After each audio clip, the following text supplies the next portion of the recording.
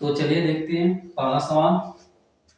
पहला सवाल है आपका जो है कि एक उत्तल दर्पण से 25 सेंटीमीटर दूर रखी एक वस्तु के प्रतिबिंब की लंबाई वस्तु की आधी होती है।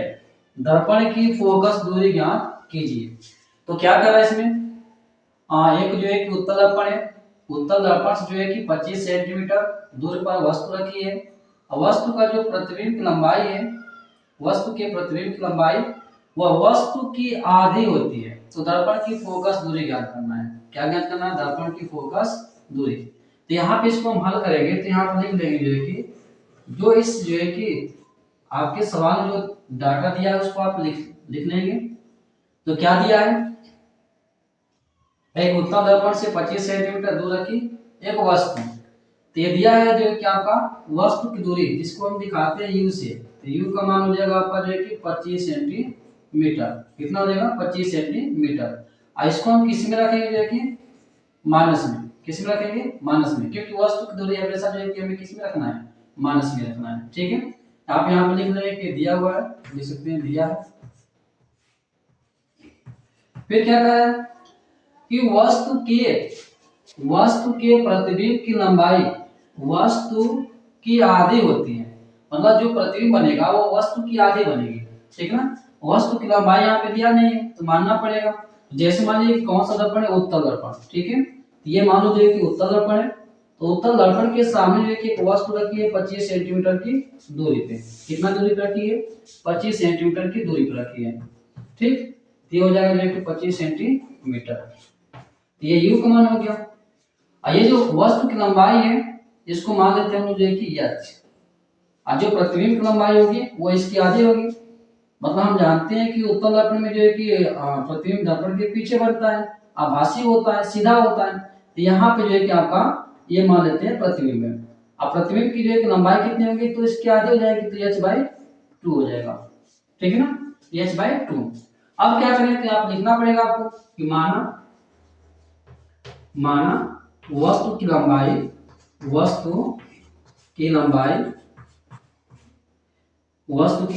लंबाई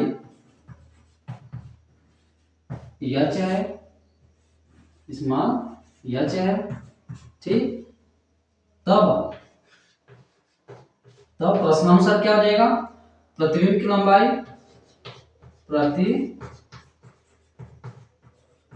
प्रतिबिंब की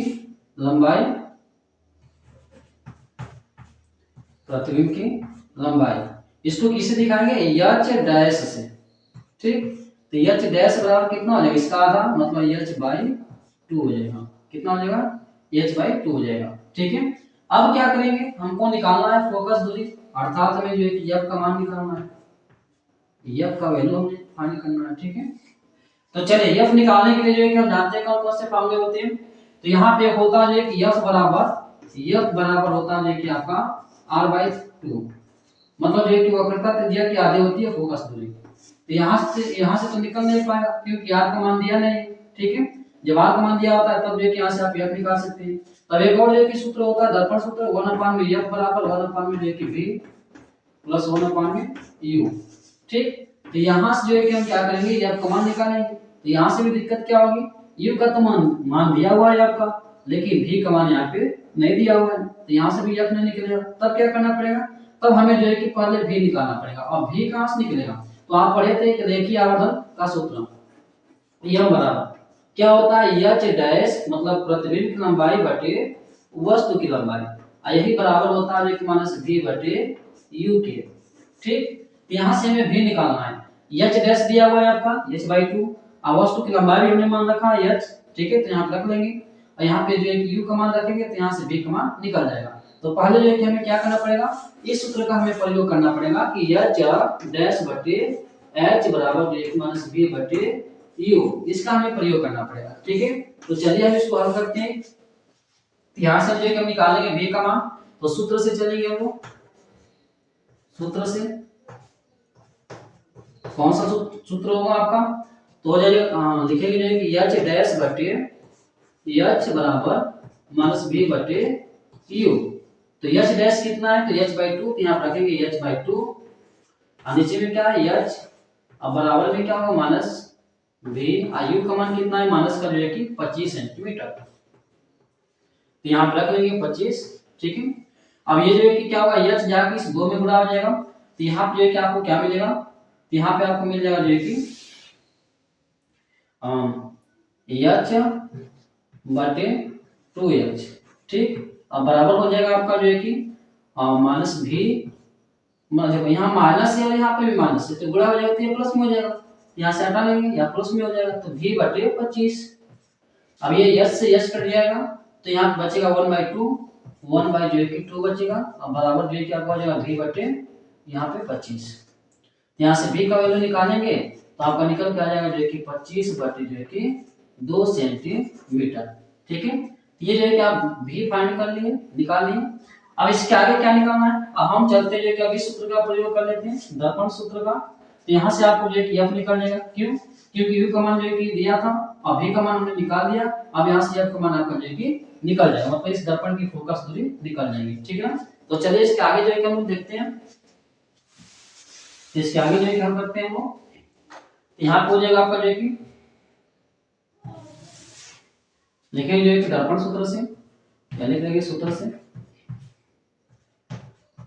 तो क्या हो जाएगा 1 में f बराबर 1 में v प्लस 1 में u, तो 1 में f बराबर 1 में v का वैल्यू कितना आया है, यहाँ पर रखेंगे जो कि 25 बटे 2, और प्लस का 1 में u, ये माइनस का जो है कि 25, ठीक है।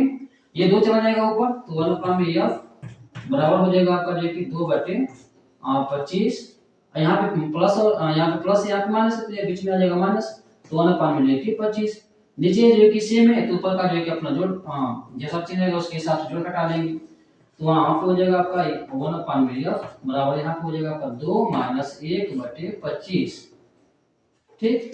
तो घटेगा तो 1 आएगा, घटेगा तो यहाँ पे कितना आ जाएगा 1 आएगा, और नीचे कितना आएगा जो है कि आपका 25। अब इसको पलटेगा तो इधर भी पलटेगा, तो f बराबर आपका आ जाएगा जो है कि 25 सेंटीमीटर, ठीक है, 25 सेंटीमीटर। तो ये जो है कि आपका क्या हो जाएगा, इसका जो है कि आंसर हो जाएगा, उत्तर हो जाएगा, ठीक है। तो ये है जो है कि आपका हल, ठीक है। इस तरीके से जो है कि आप इस सवाल को जो है कि लगा सकते हैं, इसमें कोई ज्यादा दिक्कत नहीं था। आप जो है कि बस यहाँ पे समझने वाली चीजें थी कि जो प्रतिबिंब की लंबाई है वो वस्तु की लंबाई के आधे होती है।